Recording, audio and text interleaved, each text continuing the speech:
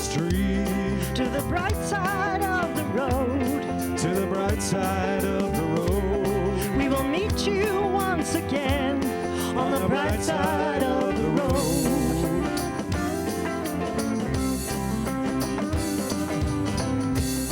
Little darling, come with me. Little darling, come with me. Won't you help me share my load? Won't you help me share my load? From the dark end of the street to the bright side of the road.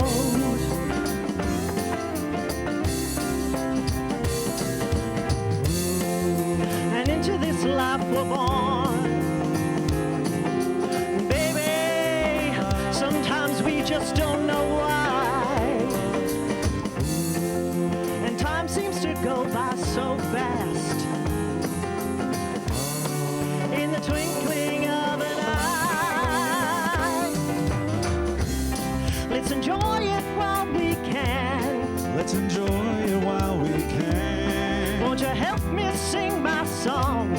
Won't you help me sing my song? Little darling, come along to the bright side of the road. Come on, Stephen. Little guitar.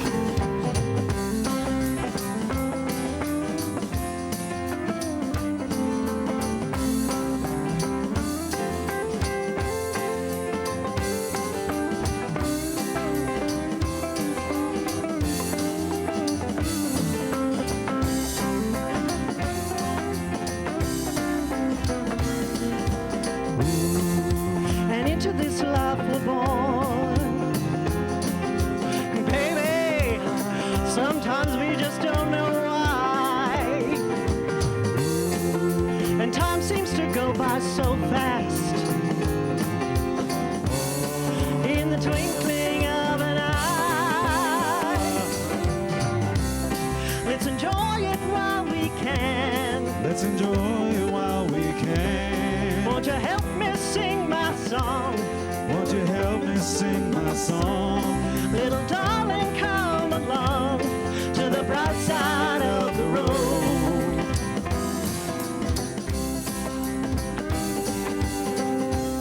From the dark end of the street. From the dark end of the street. To the bright side of the road. To the bright side of the road. We will meet you once again on the bright side of the road. We will meet you once again on the bright side of the road. We will meet you once again on the bright side of the road.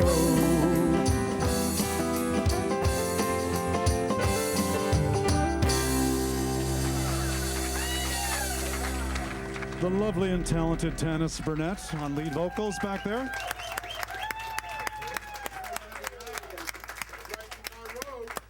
I love it when Tanis sings. I love it. Hi. Oh, okay. So those of you who are in the Discover Your Genius workshop yesterday, and you were talking about those times when you feel like you maybe have stumbled over your words or you've messed something up in front of a group of people, I just wanted to point out I do it all the time. I do it all the time. There's nothing to be ashamed of in it, you know, and just laugh it off. So I'm going to laugh it off. So how is everyone today? What is today? Palm Sunday. That isn't even the answer I was going for. I'll talk about Palm Sunday, but what is today? Sunday. Today is a perfect day. Today is the day that you are experiencing right in this moment, and there is no other day like today. So it is such a pleasure to have you here. I'm so excited to have you all here. I'm bouncing off the walls, as I usually am, but for some reason I seem to be bouncing off the walls a little bit more today, and I think part of it is because of this workshop that I started yesterday, which was so much fun. So here's what's going on at the center. I want to let you all know about the things that are happening here. First of all, there is no Tuesday or Wednesday night class this week, just as a reminder. We will pick up the week following. Tuesday nights we'll be continuing roots, the roots of the science of mind, the roots of this philosophy, the roots of, you know, we're studying Emma Curtis Hopkins, which is brilliant. She is brilliant, and I mentioned her, I referenced her today in my talk. One of the things that she talks about in terms of well, you'll hear it in the talk, so I'm not gonna give it away. Also, the Wednesday we are starting, the Wednesday after this coming Wednesday, we're starting the next class, which is the Essential Ernest Holmes, which I'm also very excited to teach. It's the first time that I will teach this class, and I've never taken this class because this comes from a different curriculum structure than I took when I was coming through ministerial school. So I'm really excited to learn and teach this. We are getting more books, and we're ordering more books because we are currently sold out. This, I think, is the only one we have in stock, right? So if you're taking this class, this will be the required textbook for it, the Essential Ernest Holmes. So pick that up when they become available. Also, we've got our CD release concert with Nick Michelli coming up. And I remember, Nick, where are you? Nick, the band's name is Donkey. Because I never remember. But after today, and you'll understand why today, I will never forget that. That's coming up in the talk. A lot of things coming up in the talk. See, I try and get you like, ooh, what is he going to talk about? But Nick Michelli is doing his CD release concert. It's happening here on Sunday, April 21st, right here at the center at 2 p.m. It's after our Sunday service that day. And I'm so grateful to him for, well, first of all, for allowing his genius to come through and to create something that he's going to put out there for the benefit of the entire world. And he's graciously offering this as a benefit to the center by doing it as a fundraiser. So tickets, a portion of the tickets that are on sale, a portion of those proceeds will come back to the center.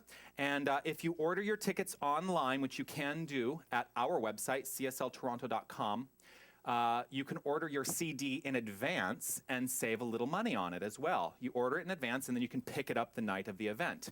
If you wait and you buy it at the event, it's going to cost you a little more. So I leave that to you to make that decision for yourself. But I'm always a fan of saving a little money where I can. So that's happening April 21st, 2 p.m. right here at the center. Edwene Gaines, The 4 Spiritual Laws of Prosperity. Edwene Gaines will be our guest in Sunday service on June 9th. This is a done deal. We've signed the contracts now, so I get to talk about it. Edwene Gaines is an ordained Unity minister. Unity is like our cousin in this philosophy, and we teach exactly the same thing. Unity and Science of Mind, religious science, we teach exactly, I should say Centers for Spiritual Living, because they're trying to get us to change our languaging, right? The Centers for Spiritual Living and Unity teach exactly the same way, or same thing, we just come at it from slightly different angles. But Edwene Gaines will be our guest. She is a woman who has dedicated her entire life, her entire ministry, 100% to changing prosperity consciousness for the entire world. She is brilliant. And I will encourage you, it's given on a love offering basis. So there's no charge. We're not charging you a ticket price, but I guarantee you she will change your life. So be here that day, June 9th. And I will talk about it basically every week now through the end until we get there. So she's going to be our Sunday service speaker. I will get to sit back and be ministered to that day by her. And she will be giving her workshop that afternoon. So that's what's happening at the center. I'm sure I'm forgetting 1,000 other things, but we're here, and I've talked enough about the things that are happening at the center and the business side of it, right? How is everyone? Awesome, awesome, awesome, awesome. Awesome sauce. That's just what came to mind. Thank you, Pierre. That's Pierre's favorite new phrase, awesome sauce. So we come here every Sunday for a purpose. We come here every Sunday with one thing to do, one thing to experience, one thing to know. Does anyone have any idea what that one thing might be? This is not a rhetorical question. Celebration of what? Life. What is life? Well, hold on. What is life? Life is God. Yes. What is oneness? What is it? God. Well, what is God? God is love. And what is God? God is us and everything. God is everything. Yes. So I will reference my wall. This is so for those of you who are on this side now who can't see it, I did move this now that I'm up here because this is God winking at me as a reminder that even the wall is God, because I often reference that and smack the wall. So I'm smacking God there, right? There's only one thing going on. There's one thing going on. That's it. Nothing else. One thing, one idea, one energy, one source of all creation. We call it God. But even to call it something limits it in mind. and it is an unlimited resource of all creation. It is totally unlimited. There's no way that we can talk about it without limiting it in some way. So we try to talk about the allness of God, and we try to talk about the infinite nature of God, and we try to understand that it is who and what we are, and everything in our life is being experienced as God, not with some God out there looking down upon us and, deciding who gets to be wealthy and who doesn't, and who gets to be healthy and who doesn't. We all have the same probability and possibility in our lives. That's what we teach here. And when we step into that understanding that God is who and what we are, then our lives begin to blossom and unfold in extraordinary ways. And that's my only purpose, is to stand up here and remind you of that every single Sunday. Does that sound like a good thing? Awesome. So let's celebrate this idea. One of the ways that we celebrate is by looking at our songbook. And you can go to the very back cover of our songbook. Yes, and we're going to read together these declaration of principles.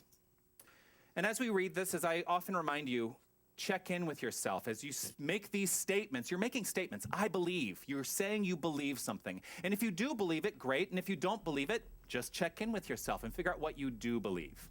Because what we teach is, as you believe, so you become. Whatever you believe is what's showing up in your experience of life. So let's read this together. I believe in one living spirit, one indestructible, absolute, and self-existent cause. I believe this one manifests itself in and through all creation. I believe in the individualization of the Spirit, and that all people are individualizations of the one Spirit. I believe that heaven is within, and that we experience it to the degree that we become conscious of it. I believe that God is personal to all who feel this indwelling presence. I believe in the eternality, immortality, and the continuity of the individual soul forever and ever expanding. I believe in the eternal goodness, the eternal loving kindness, and the eternal givingness of life to all. This is a declaration of principles. And there are some people who have taken these principles to heart in a very deep way in their lives, and we're actually going to honor them today. Now, as you all know, they've been on this journey for a couple of years, many, many years, not just a couple of years, but many, many years to become, in this philosophy and in this organization, what we call licensed practitioners. And when we talk about licensed practitioners, we're talking about people who have dedicated their life to high consciousness and high awareness. They have gone through their entire course of study. They've been examined. They've had examined. It sounds like they've taken their examinations, both written examinations, and they've also been paneled by a panel of practitioners and ministers who sit and they grill them on this philosophy and on how they live this philosophy in their lives. Once you've passed all of this, you get a license. And what that license means is that you get to live this. What's going on, Helen? I'm talking about you, yes. When you become licensed, that means that you get to, we license you to basically sit and help people with their issues, their troubles, whatever's coming up in their lives. It is a dedication of service. And when we dedicate ourselves to this line of service, and when I talk about practitioners, I talk about myself as well, because before I am a minister, I'm a practitioner. Because that's really the highest calling, in my understanding in this philosophy, to be a practitioner, which means you are in service to the world and holding high consciousness for the world. So there is a dedication ceremony, and since they have all just received their licenses, we're going to do the dedication ceremony today for our 3 new practitioners. So I'm going to invite Mary Ellen Cassie, Margaret Ann Snyder, and Helen Vallot to stand up here. The 3 of you, if you could stand right here. All right, I'm going to take these, and I'm going to come over to the podium. All right? Now, this is very exciting for me. This is the first time that I will get to bestow practitioner licenses upon anyone as a minister.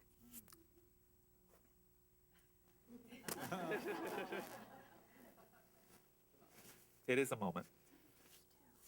And it's their first practitioner license.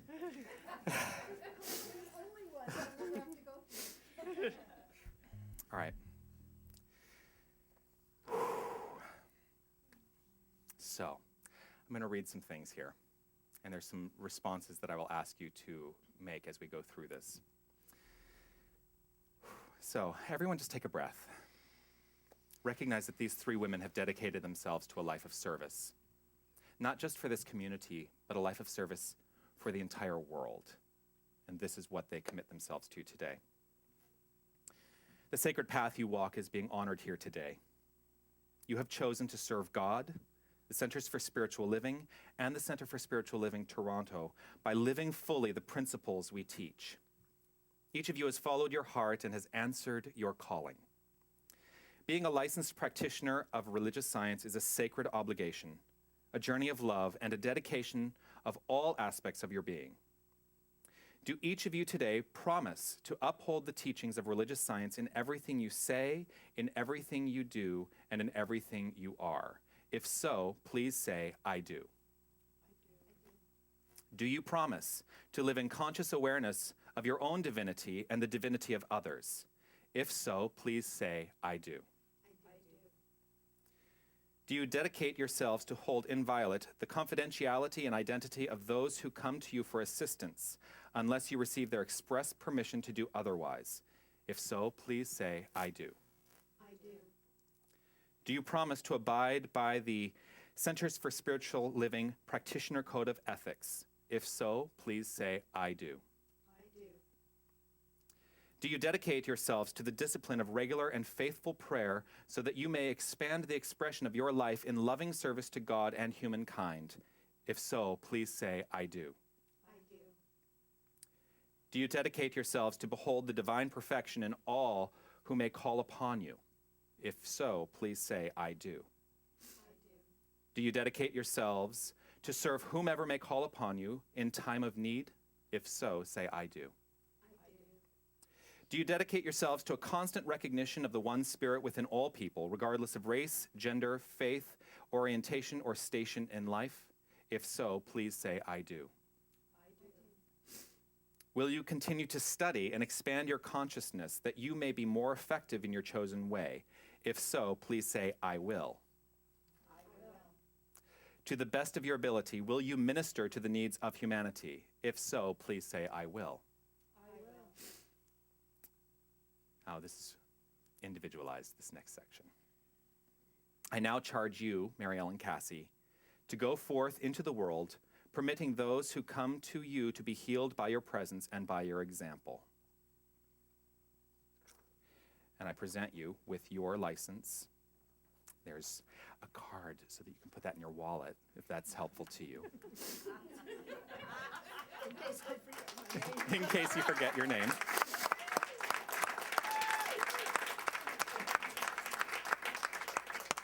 I charge you, Margaret Ann Snyder, to go forth in the world, permitting those who come to you to be healed by your presence and by your example. There you are.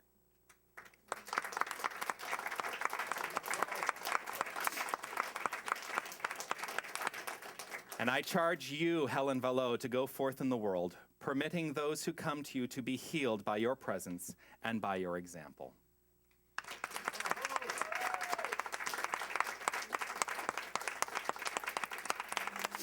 All right, you may, yes.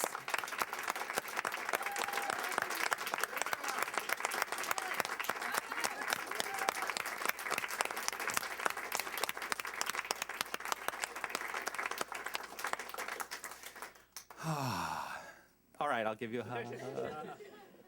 I'm going to invite Mary Ellen to stay at the podium. If you would like to sit down, you're welcome to. Being a practitioner is truly the highest calling. I was so excited when I became a practitioner. And there's something to it. It changes your entire experience of the world when you actually receive the license, I will tell you. It really does. So this next section of the service is what I call the invocation song, and there are no accidents. I let the band, I let Pierre and Tanis, I let them determine really what music we're doing on any given day. Today, this invocation is so perfect for what you have committed your lives to and and stepping into is, it's a recognition. It is a recognition of the divine within you. And I know that you go forth and recognize the divine in all people. And the truth is, you are a blessing to the world, which is the song we're singing today. If you'd like to look in your songbook, it's on page 4. And so as we step into this place of dedication of service, simply relax, breathe right where you are, and recognize and know with me the highest good for these beautiful individuals and for yourself. Here we go. I am the heart, I am the hands, I am the voice of spirit on earth, and who I am, and all I do is a blessing to the world. Let's sing that one more time. I am.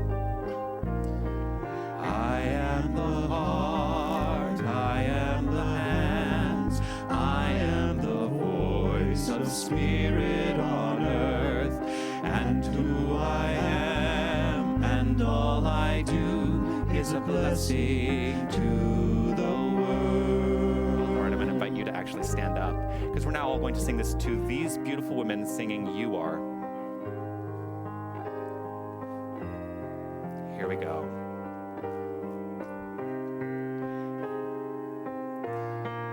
You are the heart, you are the hands, you are the voice of spirit on earth, and who you are, and all you do is a blessing to the world.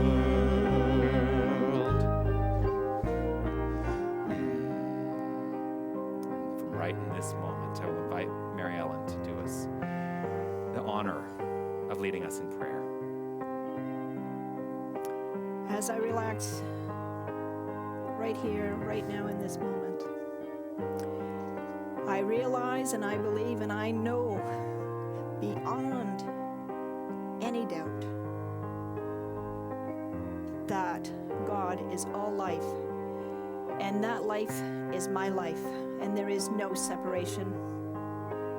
And as I speak these words and I embody this presence and this power and this love and this beauty and this wisdom and this harmony throughout, not just my life, but in all life, visible and invisible, I stand firm and I am solid in my faith and my belief that there is no separation, none.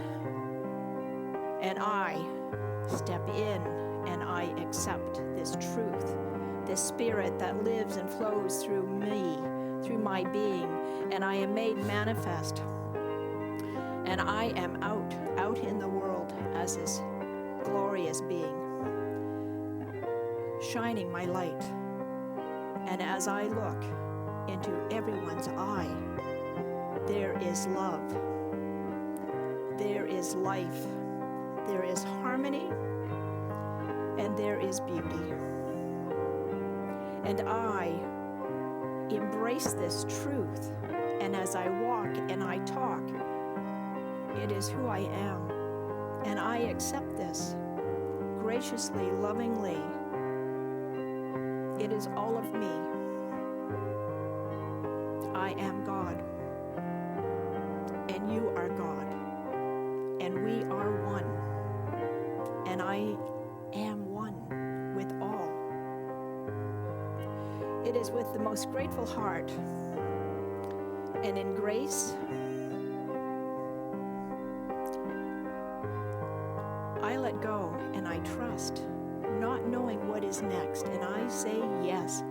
Yes to this universal mind, yes to the spirit that guides me, that leads me, and I simply relax, let go, and be in this moment, in this present. As I am being breathed with all of this, I know that I am never, ever alone. I release and I let go. and I let my word, as it is spoken, it is fulfilled. It is done, and together we say, and so it is. Let's all sing, we are.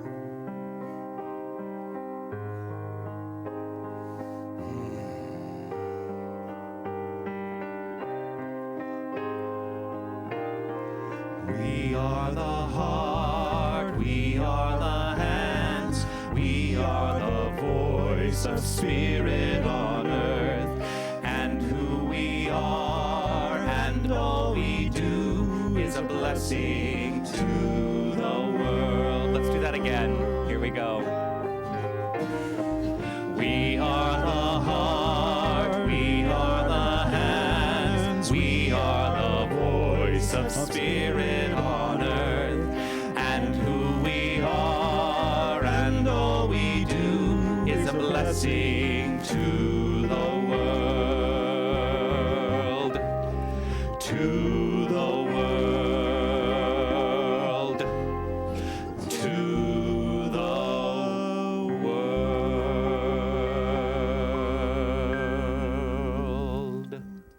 And so it is. Congratulations. Thank you so much.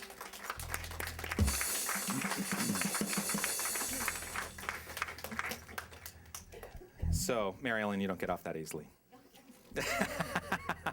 Because I do insist now, all of our licensed practitioners get to share every week, and Mary Ellen has prepared something to share with us. So I'll invite Mary Ellen back to the podium.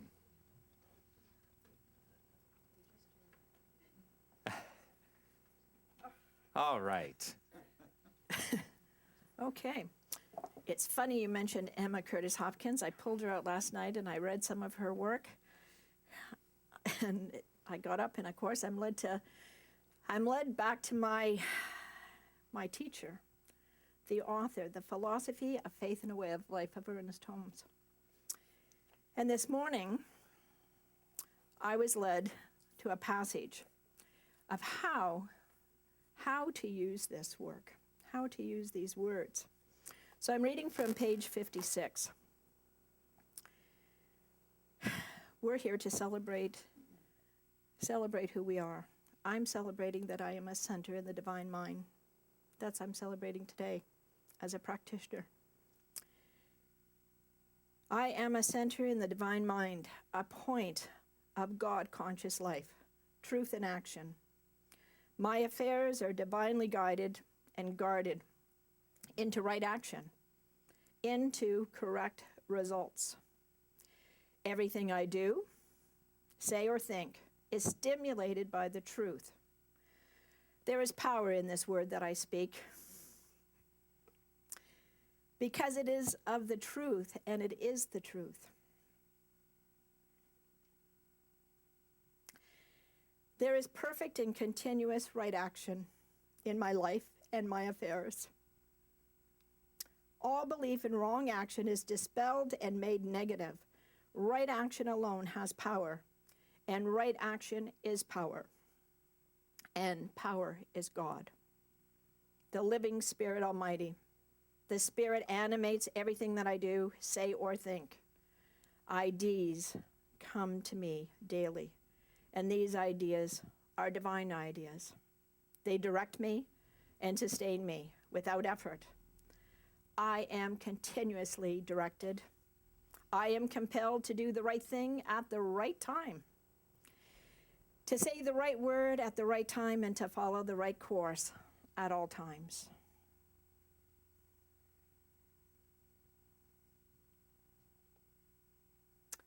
And my affirmation from reading all of this morning, and to the world, to all of those on our live stream, I live in the Spirit of truth, and the Spirit of truth lives in me. You have that there? Yeah. All right. The page? No. Oh, this. Yes. So while you're standing here. So I'm going to read this to you again, or actually I'm going to have you read it to them again, to everyone again. And she'll read it, and then let's all say it together. All right? So just as a reminder, what is it? I live in the Spirit of truth, and the Spirit of truth lives in me. It's beautiful. So let's say that together. I live in the Spirit of truth, and the Spirit of truth lives in me. One more time. I live in the Spirit of truth, and the Spirit of truth lives in me. It's beautiful and so perfect and so resonant. Thank you so much. Thank you for sharing. Today is a perfect day. Today is a perfect day because we are each of us, regardless of our awareness, consciously, if we are consciously or subconsciously, we are all living in the Spirit of truth. Can you get on board with that idea? Yes. I love that. We are all of us living in the Spirit of truth. And to help us further concretize this truth, I'm going to invite our band to do the song, the featured song of the day. All songs are featured, but this is what we call the featured song of the day, which is a song that was written by Pierre. I'm not going to call you out for switching the song at the last minute. Yeah, please don't do that. I won't do that. But I'm going to invite him to sing his song written by him, Shadows. And I'm going to run up here because I'm singing backup with Tanis. Double dream hands.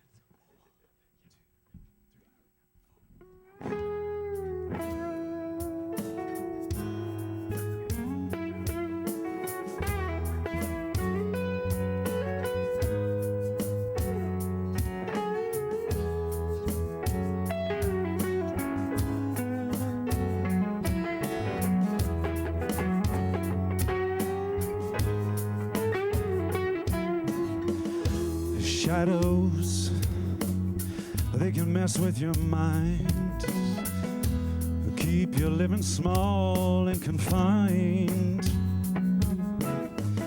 In the shadows, it can be hard to see when the light's not shining on the path you're supposed to be.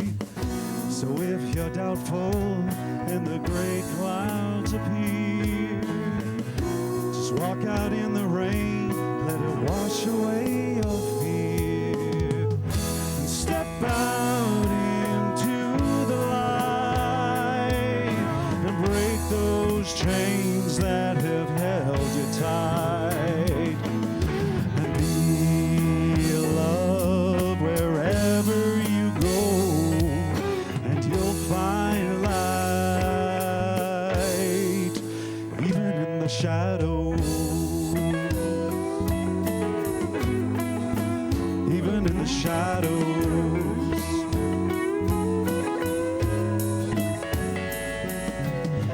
That's not to say that some days won't be hard, like the world is against you, feeling charred and scarred. If so, breathe and go deep inside, where love is present. The shadows cannot thrive. Forward motion, give up what we get, and love in all we have, live without regret.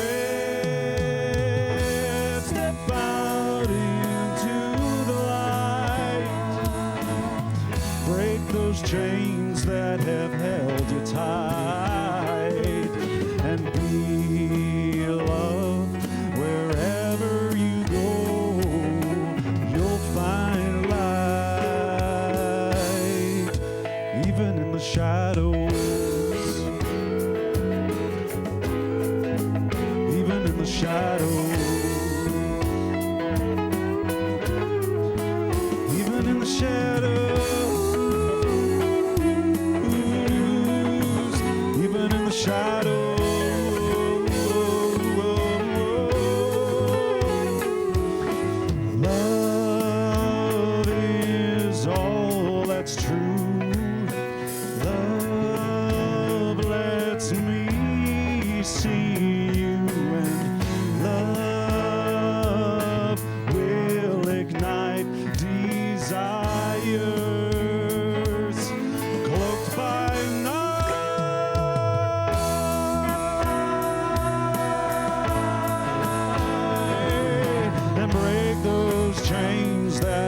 held you tight. And feel love wherever you go, and you'll find light, even in the shadows. Even in the shadows. Even in the shadows. Even in the shadows. Be loved.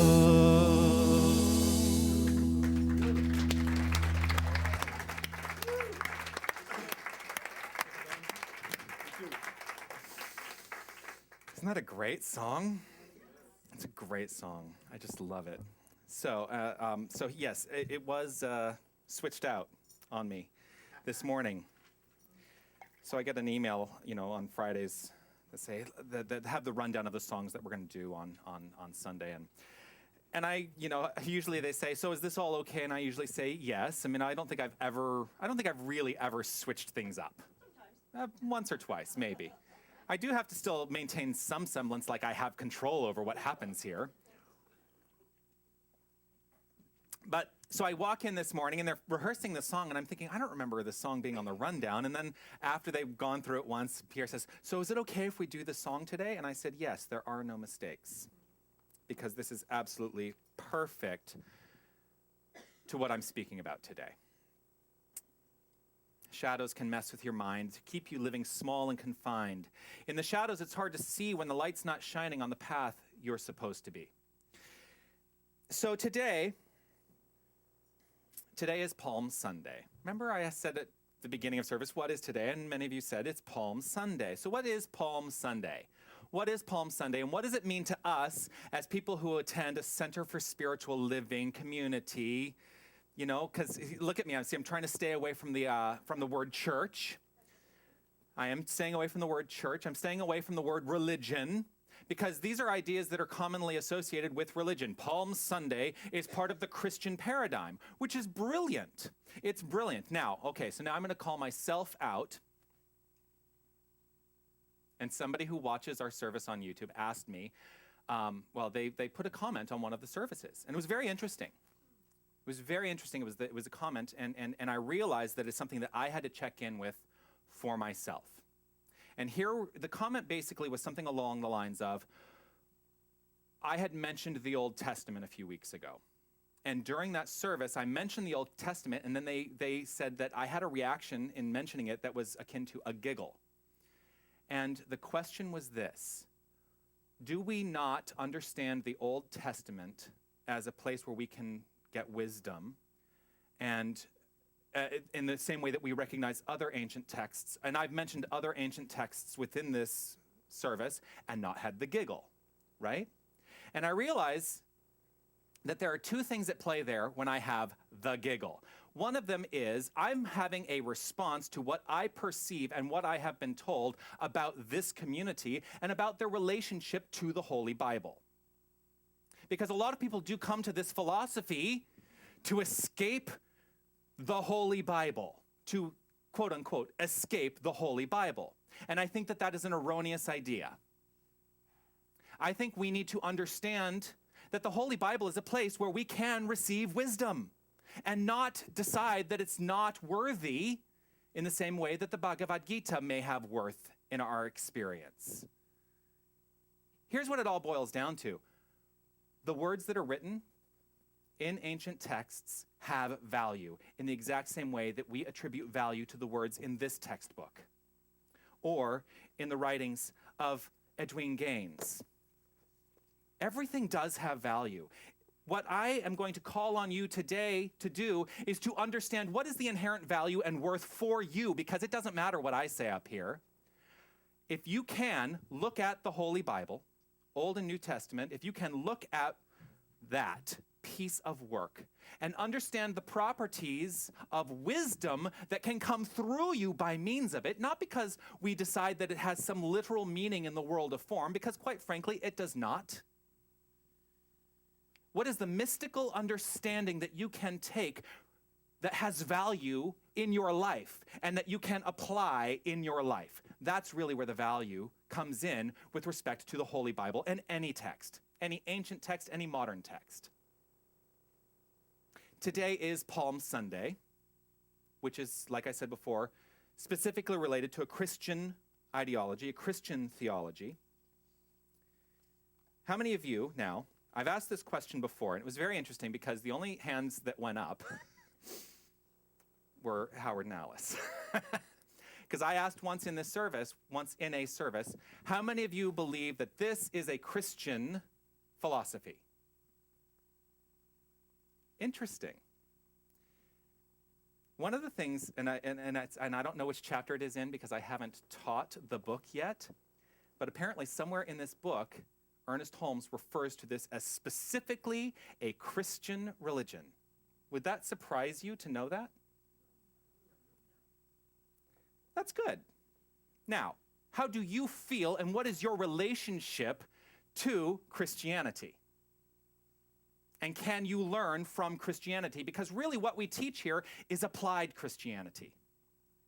How do you apply this in your life? We don't teach that Jesus was the only Son of God. We do not teach that Jesus, by giving your life in dedication to service of Jesus, that you're going to die and go to heaven, because we don't believe in heaven separate from the self, which is what we're living right here and right now. And I keep coming back to it. Today is Palm Sunday. I told you, Brian, today is going to be a very tangential talk.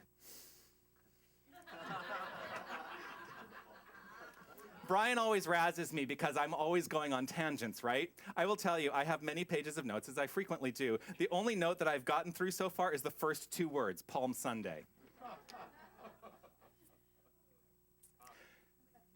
But I wanted to give that background in the understanding that we can apply the teachings of Jesus in our life, which is what we're really here to do. A large majority of this book, The Science of Mind, written by Ernest Holmes, our founder, is dedicated to the teachings of Jesus.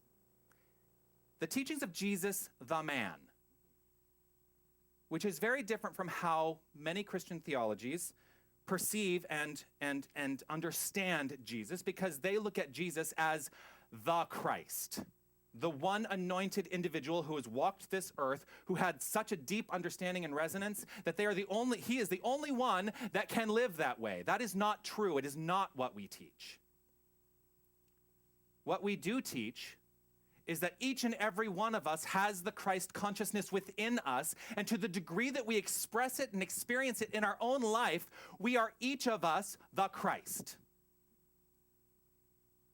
Now, what does Christ consciousness mean? And this comes up too because this is what we studied on Wednesday night in the chapter called Finding the Christ within the book. The Christ consciousness is the deep embodiment and understanding that there is absolutely no separation between you and the divine. And what does that mean in life? If you really embody that understanding that there is absolutely no separation between you and God, because God is not something outside of the self. God is not something outside of the self. God is who and what you are. It is the very life you live. It is the very breath you breathe. And I do refer to God as an it. Because to even give it a gender specific, or even try to be gender neutral and say he, she, is limiting the idea of the divine. And I go back to my wall, my gender neutral wall. Everything, every mote of dust, every molecule, every quark, the entire universe, everything is God. There is no separation between you and God. None. Can you really get on board with that idea? To recognize that you are the entire ocean in a drop, as Rumi says. And collectively, we make up the entire ocean. All right, back to Palm Sunday. Palm Sunday is in all four Gospels of the New Testament. of course, not that there are any Gospels in the Old Testament, right? It's in all 4 Gospels, Matthew, Mark, Luke, and John. Are you surprised I know that? What Palm Sunday represents is the triumphant entry of Jesus into the city of Jerusalem, and it kicks off what in the Christian theology is called Holy Week. It's the last, basically, 7 days of Jesus' life. He comes into Jerusalem on a Sunday, and on Friday, Good Friday, which is this coming Friday, he's crucified, and then the Sunday after that, which is Easter, he rises from the dead. Now, Jesus, the man, rode into Jerusalem. The reason it's called Palm Sunday is because palm branches were being waved and laid out for his entry. This is the way that the people of Jerusalem greeted Jesus as he was coming in. Now, it's important to understand that they were greeting Jesus not as the Messiah. That's not what the palm branches represent. The palm branches actually are representative of him as a leader of men. A leader of men who could overthrow the Romans. It actually has, the palms have nothing to do with religion. They have to do with politics. Interesting. And now it's been taken that the palms have everything to do with religion. Because what happens now is the palms that are used today are then burned, and the ashes of the palms are used next year on Ash Wednesday as the ashes that are put upon, that you're anointed with on the forehead if you're in that paradigm. Now, Jesus rides into Jerusalem on a donkey. Get it, Nick? This is why I'll never forget the name of the band that is playing at Nick's CD release, because Jesus rides in on a donkey. Why do you think he rode in on a donkey? Well, no, but here's the question. Why does Jesus not ride in on a horse? Because he could very well have ridden in on a horse. He rides in on a donkey to show humbleness, to show the understanding that he had that we are all equal, that there is nothing that lifts him above anybody else. That what he was here to teach is that we are all the divine. That was his message. It was also foretold by the prophet Zechariah, that's the Old Testament, by the way, that the Messiah would, or the king of the Jews would ride into Jerusalem on a donkey. Am I right? That's how it's foretold in Zechariah, that he would ride into Jerusalem on a donkey. So this is the story, right? So that's what's happening. That's what many Christian theologies are talking about today, that Jesus rode into Jerusalem and Palm Sunday, and we're very happy, and yada, yada, yada. Yada, yada, yada. Here's what I want to know. What does this story mean to us? What does it mean? What is the practical understanding that we can take from this story in the Bible? How do we apply it in practical terms in our life? Because that's all I'm ever interested in. How to apply what we learn into life. That's exactly right. I heard you whisper it. No separation. So the metaphysics of Palm Sunday, that's what I'm here to teach. The metaphysics of Palm Sunday.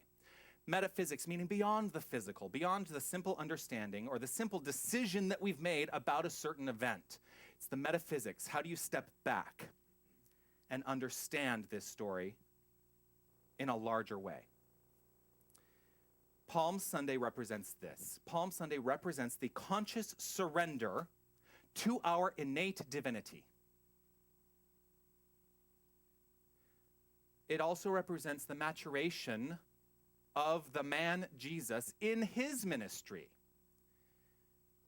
in the way that he expressed the Christ consciousness by means of him. But he understood, and this is what he taught, is that this Christ consciousness was available to all people. Jesus did not believe there was anything special about himself. There's nothing that set him apart from anyone else. He looked upon each person he encountered, and he understood the nature of their divinity. That's why he could heal. We look at it as miracles, but in his life, they were ordinaries. In the same way that we can teach that by understanding our relationship with the divine, we can heal in the same way Jesus did, by simply knowing the truth and coming to that full embodiment that there is no separation. And when you understand that there is no separation between you and the divine, what we may think of as miracles simply occur.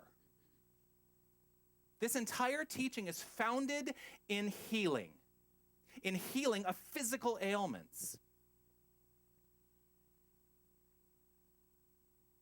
The donkey, I've already touched on it. I keep stepping on a rock or something back here, but it's under the carpet. The donkey represents the willingness to surrender to this nature. That's what being humble means, the surrendering to your innate divine nature, which actually is a place where you get to step into your own power. So where do you want to be today? Do you want to step into your own power with the understanding that coming to that full embodiment and understanding of being divine, not being looked down upon by the divine or being judged by the divine, because that's not happening. Do you know how you are judged by the divine? To the degree that you judge yourself. Because there is nothing outside of you that can bring you to that understanding except a decision that you've made in your own mind to be in judgment about yourself. That's true humility, true humbleness. And it is not meaning to grovel on the ground. It is meaning to stand firm in relaxed understanding. Now, Jerusalem, his writing into Jerusalem, the metaphysical understanding of Jerusalem is Jerusalem represents the world. Jerusalem represents a world in upheaval. Jerusalem represents a world that was being run by people and an understanding that was not in alignment with the Christ consciousness. The entire world is stirred to action on Palm Sunday. Jesus writing in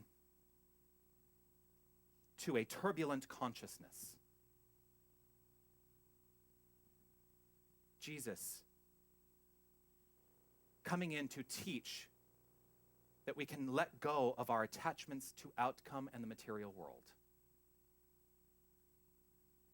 Jesus coming in to prepare the way for a deeper recognition that there is truly something magnificent at hand. And that magnificent thing is us, the expression of the divine in human form on this plane of action at this time. This magnificent thing is the acceptance of our unity with the divine. And you know, I do that, the divine, right? It could very easily be the divine or the divine. As we step into the new, i.e. riding triumphantly on our donkey with humility and humbleness, but it's still a triumph to do that, we release ourselves from the bondage of old programming. And as we release ourselves from the bondage of old programming, habits that are not to our highest good, things that we do, and the only things that we ever do that destroy the self are things that we have decided we have to do, consciously or subconsciously, that destroy the self. This is habit. This is, do I go there? Yes, I go there. Because why the heck not? And this is not to belittle anyone who may be experiencing dependency on a substance. I just want to clarify this because I am going to talk about substance abuse very briefly.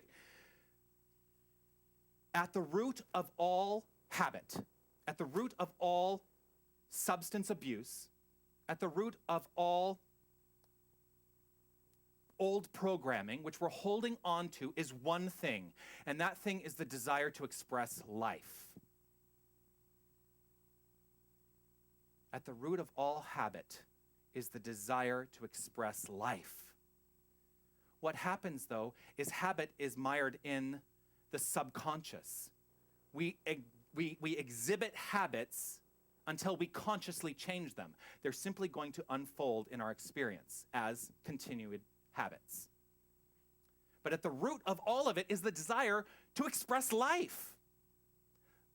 The issue is we can get mired in these habits that actually are detrimental to our well-being because they feel comfortable on some level. They make us feel in the moment good. If they didn't make us feel good in the moment, we would not habitualize them. So in that brief moment, your desire is to express life. If you're experiencing alcoholism, drug abuse, whatever abuse.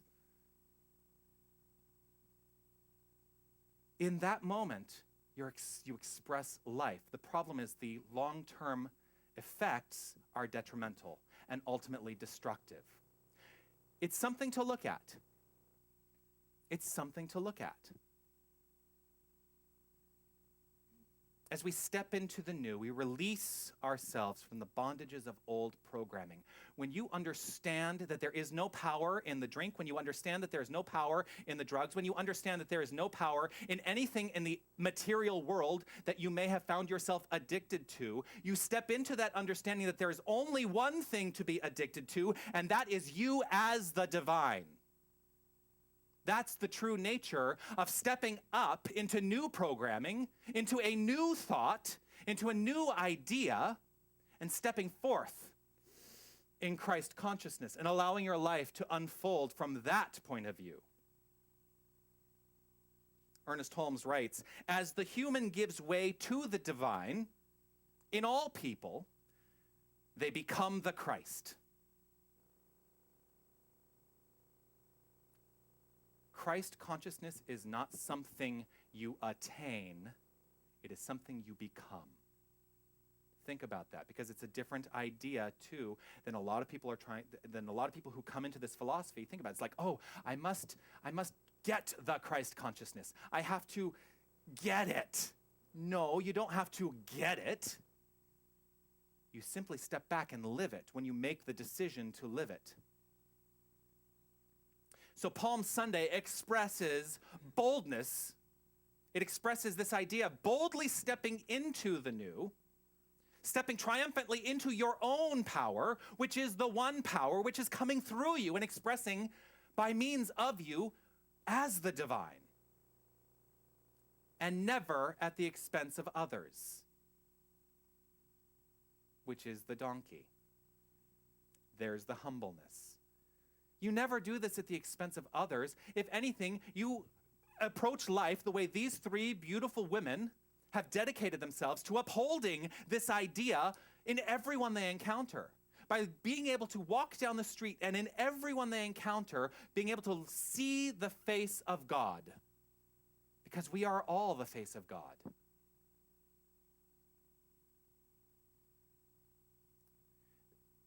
Stepping into this truly takes us away from what many people frequently seek.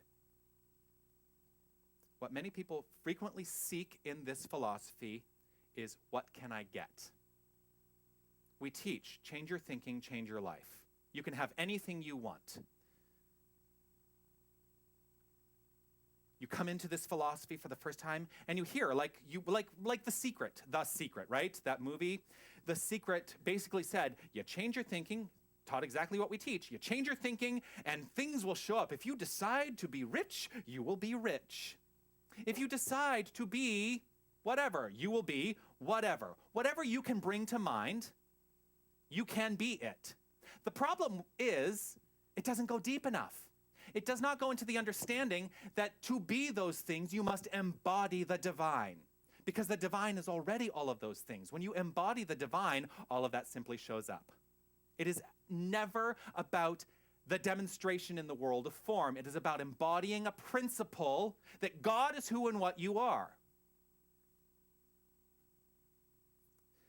So if I were to ask you now, based on that, what does Ernest Holmes say? Does Ernest Holmes teach that you can get what you want? What would your answer be? Oh, see, nobody knows.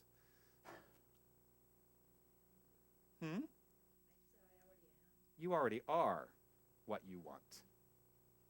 Ernest Holmes writes this: "We do not teach that you can get what you want." It's in the book. We do not teach that you can get what you want. We cannot demonstrate anything that is contrary to our natural, to the nature of our own existence. You cannot demonstrate anything that is contrary to the nature of your own existence. We do not teach that you can get what you want in this philosophy.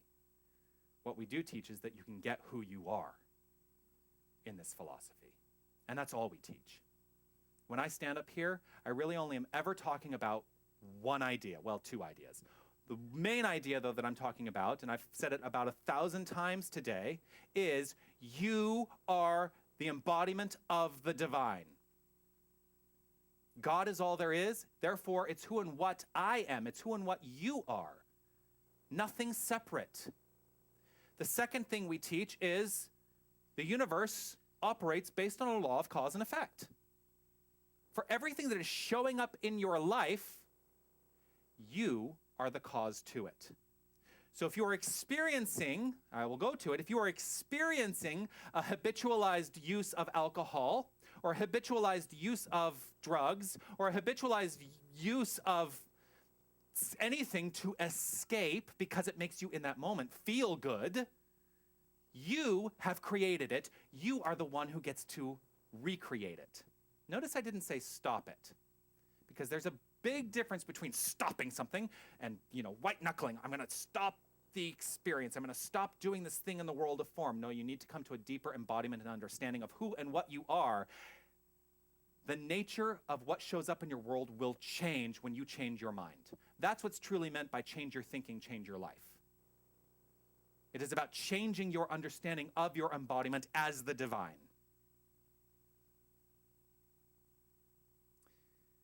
And we do this boldly, stepping into it boldly and unapologetically. I do not apologize for being a Centers for Spiritual Living minister. I used to. When I was first in this, I'm a minister. Yeah. I was apologetic for it because I thought people wouldn't understand. You know what? I don't care anymore. I don't. If you are afraid of your spiritual nature, how can you ever expect to express from that point of view?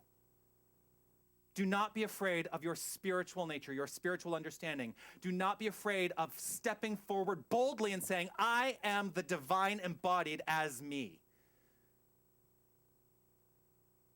This is allowing your inner light to shine. It is stepping out of the shadows, right, Pierre? That's why this song was so perfect today. It's about stepping out into the light, recognizing that you are the light. Allowing your inner light to shine. One of the things I said once in a service is, if you're facing and all you can see is the darkness because all you see are the shadows, turn around. That's where the light is. The turning around is the action of changing your mind, coming to a deeper understanding and embodiment of this. Emerson, I get to Emerson. I love Emerson most of the time. Emerson wrote this: what lies behind us and what lies before us are tiny matters compared to what lies within us. So I'm going to change how I've spoken about this before. It is no longer turn around. If you are faced in this direction and all you see are shadows, eliminate the shadows by shining your own inner light upon them. Recognizing that the light goes forth from you into all of experience. So I ask you today, what lies within you? What lies within you? What is your light that you want to shine forth? What is that deep inner calling that is looking to be expressed by means of you?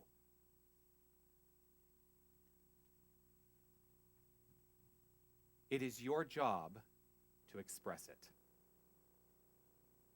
It's your job to express it. If there is something calling from within you, express it. Do not allow the world of form to hold you back or make you feel less than or make you feel like you can't, because a lot of us get into that idea that, I got to make sure I got to make the money so that I can uphold and support my life so that I can do the thing that I love to do.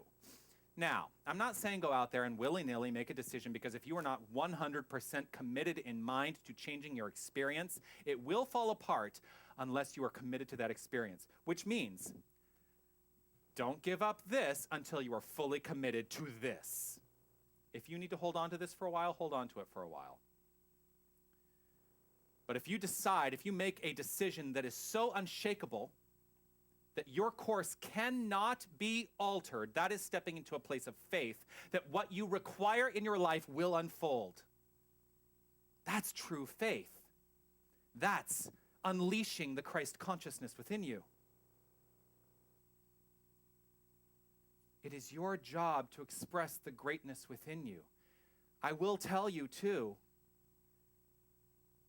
if the greatness that is within you does not find expression by means of you, I guarantee you it will find its expression elsewhere. Because your mind is part of the universal mind. There is no separation. So if an idea comes to mind that you feel is yours to express, if you do not express it, it's in the universal mind. Somebody else is going to get it, and they're going to express it. How many of you have had brilliant ideas? No, I'm serious. Raise your hand if you've had a brilliant idea ever in your life. Wow, not a lot of brilliant ideas out there, huh? Okay, see, that's what I thought. You've all had brilliant ideas. It's like, oh, this is something that can maybe change the world, but certainly change my experience. Did you act on it? Did you move forward with that brilliant idea? Or did you allow somebody else to move forward with that brilliant idea? Because I guarantee you, if you did not act upon it, you probably recognized it when somebody else did. It will find expression if it's in mind. And the minute you think it, it's in mind. So, will you be the conduit for greatness? Will you be the conduit for greatness? I almost want to end there, just with that question. Where did it go? I've lost something. It's okay. Are you going to be the conduit for greatness? Or are you going to stand on the sidelines? Are you going to stand on the sidelines, living a life of quiet desperation, looking at everybody else whose lives are unfolding brilliantly, thinking, oh gosh, I wish I had that?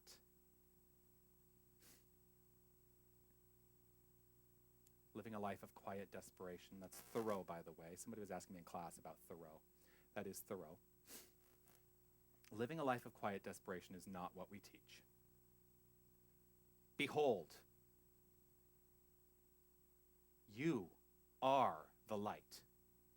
Behold, you are the embodiment of the Christ consciousness. Behold, you are that which is. Behold, and be bold in your expression of it. This is what Jesus was riding into Jerusalem to teach. Jesus, who never thought of himself as different from others, his whole teaching is that what he did, others could do. And that's the lesson. That's the lesson today. Do what is yours to do. Do it boldly, do it proudly, do it with abandon, stepping in with 100% commitment and conviction from a place of faith that what is yours to do is perfect. And you don't need to rely on the judgments or opinions of anyone else. Behold, the kingdom of heaven is at hand. For the kingdom of heaven is right here and right now. It is within each and every one of us. The kingdom of heaven is the way we live our life. And if you're not living in heaven, you're living in the other place. Where do you want to live? Because it is not something to attain. It is not some place to get to. It is right here and right now.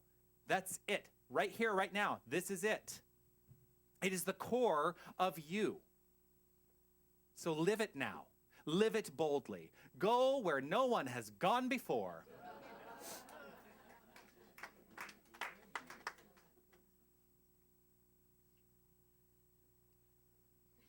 I totally just made a Star Trek reference.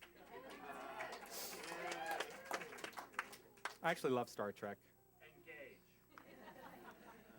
Engage. That's funny. Actually, there's a brilliant talk right there. Engage. Because to what degree are you going to be engaged in your own life? You know, too many people are waiting for life to happen rather than understanding that life is happening, whether or not you're aware of it or waiting for it. It's happening. So you're going to take part in it right here and right now? That's a real question. Are you going to take part in life right here and right now? Are you going to live boldly? Yes. Really? Yes? All right. Behold, the kingdom of heaven is at hand. Namaste.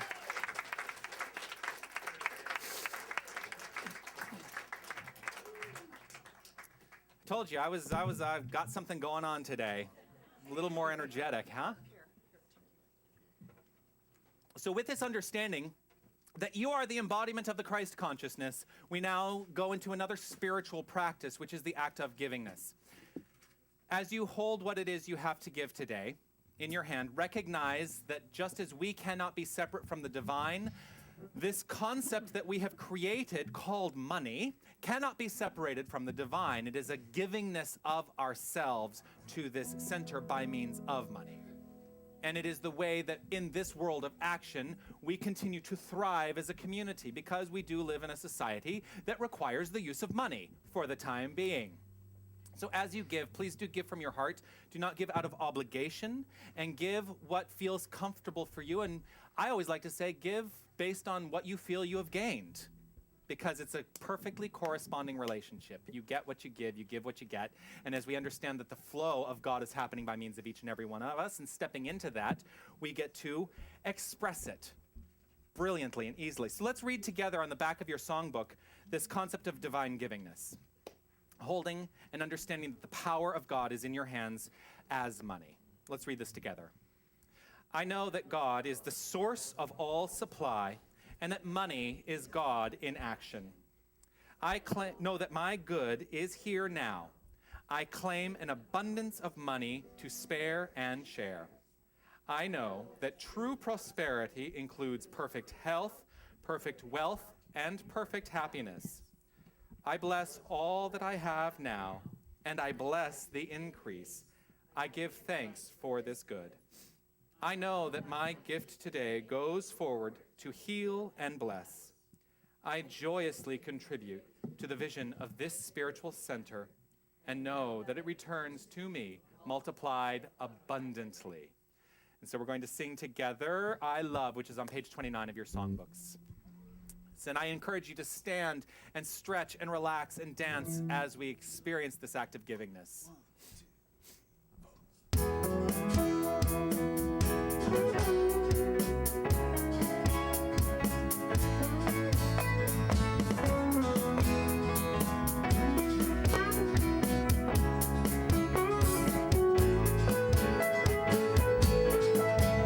I live, I breathe, I give, I receive, I laugh, I love, I'm a part of what's here, what has been, what's still to be seen. I live, I breathe,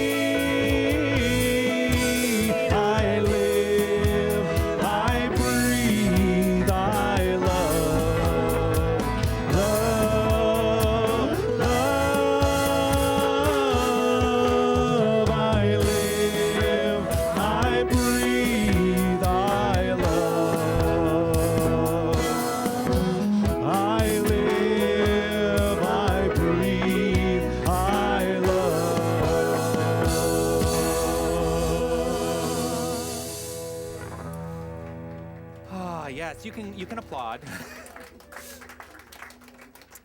And I will have Mary Ellen do a blessing over our offering today. Oh.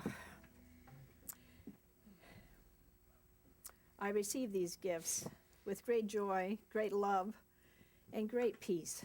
Peace in my heart, and just recognizing the peace in all of you. We accept your gifts, your time, your talent, and this treasure. And we use this. We put this in action. This is God in action. And we are grateful and we are thankful. And it is used to the wisdom and to the knowledge that we believe that is in each and every one of us. And knowing that we are guided and the board is guided, and this center thrives from your generous gifts of love and blessings. It is with a grateful heart, an open heart, and in grace in knowing that this is the truth. And I am my own understanding of God in action. God is all there is. And together we say, and so it is. Thank you so very much.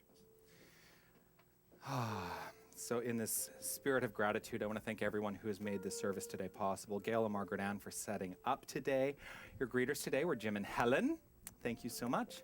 I want to thank Patricia in the bookstore, and also our board members, Gail and Susan, who are on their way downstairs. Bye. In our sound booth today is Carrie, and Hi Lou is on our webcast. Thank you so much. Chris and Mark are downstairs with those dynamic kids. Yes, indeed. Yes, yes, yes. I want to thank the band. I want to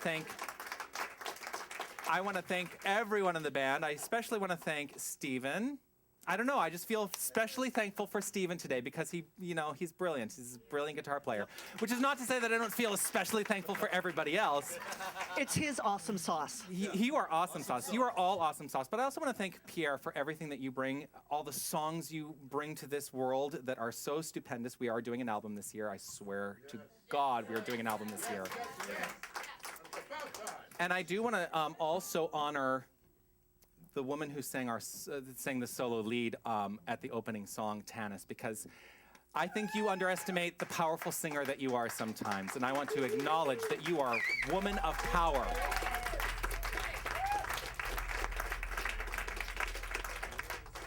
She wants to kill me now. I can see it in her eyes. I especially want to thank our practitioners for the consciousness that they have committed their lives to, and that they step forward from this place in form, knowing that their conscious awareness and their conscious expression actually precedes them. It goes out into the world in a deep, deep, very profound way. And so I'm grateful to each and every one of you, Margaret Ann, who has gone out there. And Mary Ellen, I want to thank you for your prayers today. Thank you so much. Yes.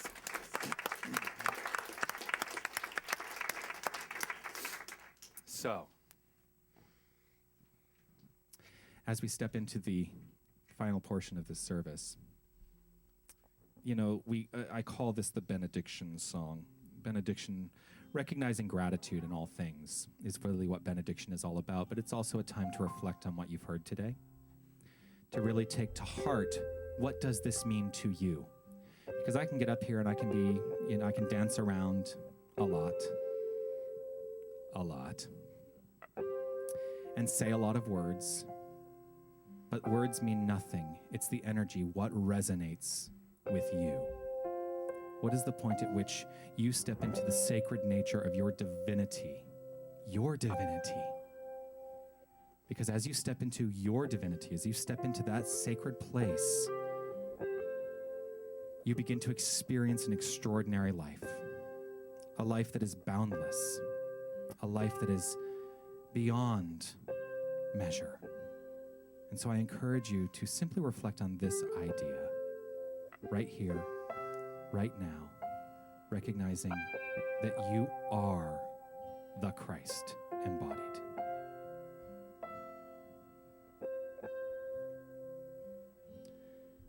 so sacred, so secret, so precious, this love, so sacred, so secret, so precious, this love, so sacred, so secret, so precious, this love, so sacred, so secret, so precious, this love. I will share, I will share, I will share, I will share, I will share, I will share, this love.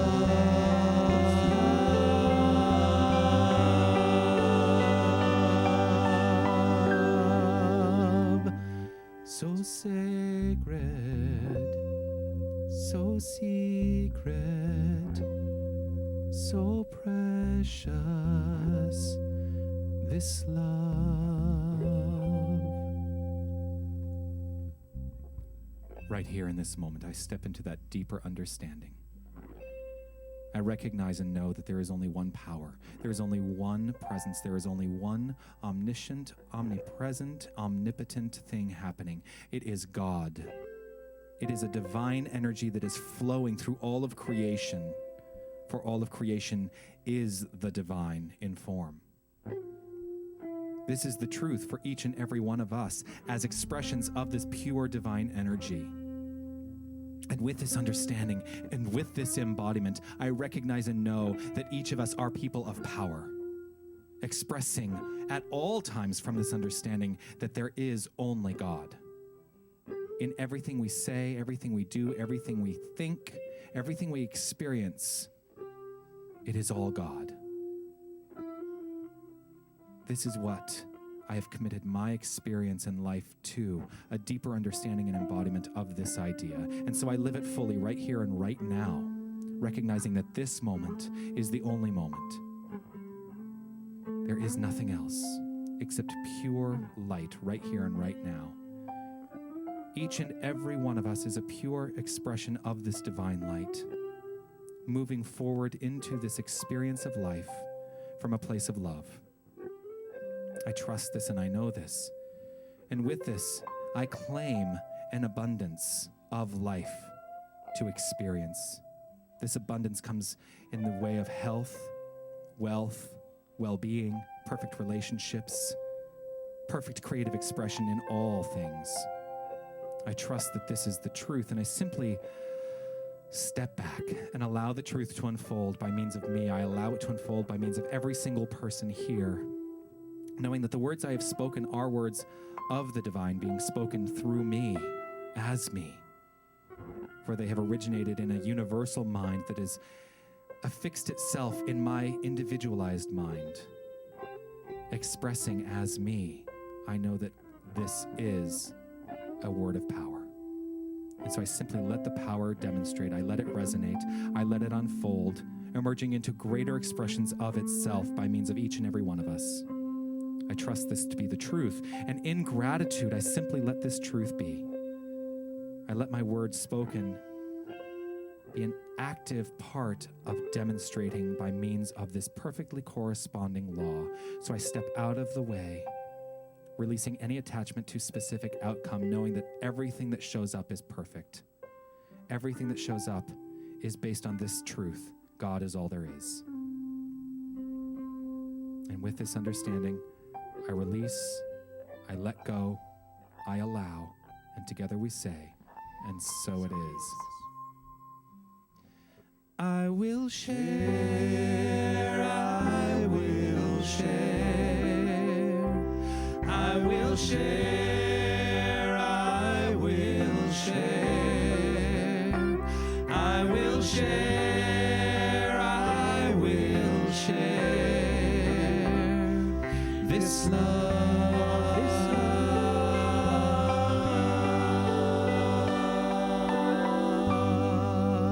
love, so sacred, so secret, so precious, this love, so sacred, so secret, so precious, this love, this love, this love, this love, this love.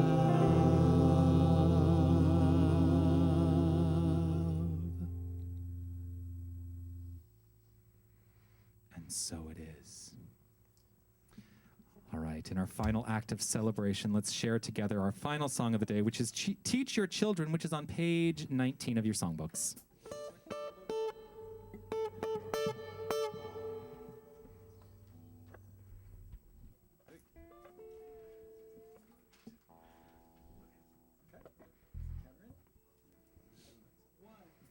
Judy's leading the pack.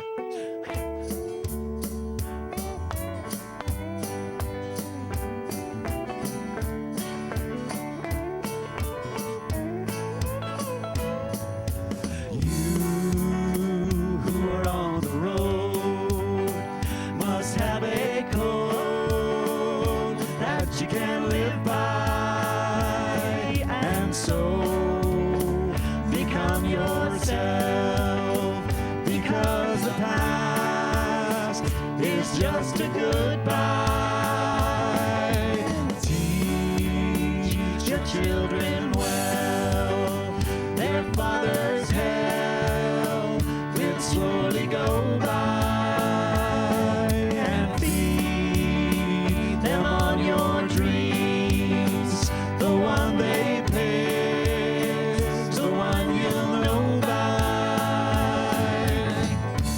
Don't you ever ask them why, if they told you you would cry. So just look at them and sigh, and know they love you.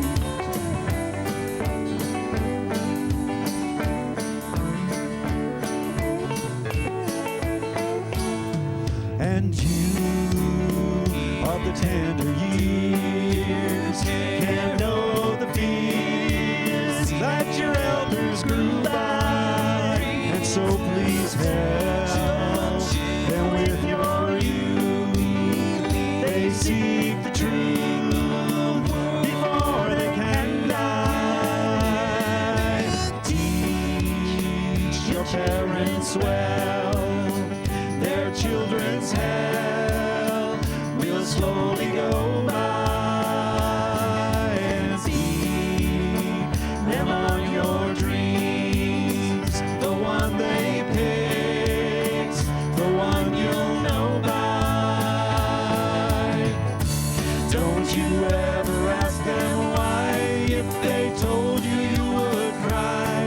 Just look at them and sigh,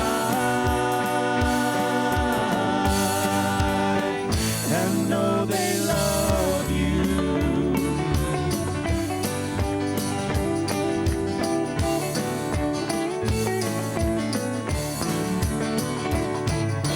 Have a great week, everyone.